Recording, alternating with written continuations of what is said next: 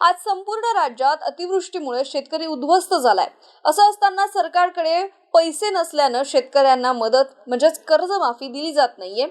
राज्यातील कर्जाचा बोजा हा 9.5 लाख कोटींच्या वर गेलेला आहे। असं असताना मुख्यमंत्र्यांच्या शासकीय घरी म्हणजेच वर्षा निवासस्थानी डबल बेड, मॅट्रेस, सोफा यासाठी 20.47 लाख रुपये आणि किचन दुरुस्तीसाठी 19.53 लाख रुपये असा एकूण 40 लाख पेक्षा जास्त खर्च केला जातोय।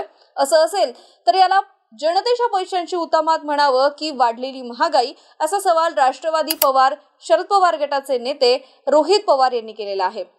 एक्स या माध्यमावर पोस्ट करताना त्यांनी मुख्यमंत्री देवेंद्र फडणवीस यांना चांगलंच फटकारलंय।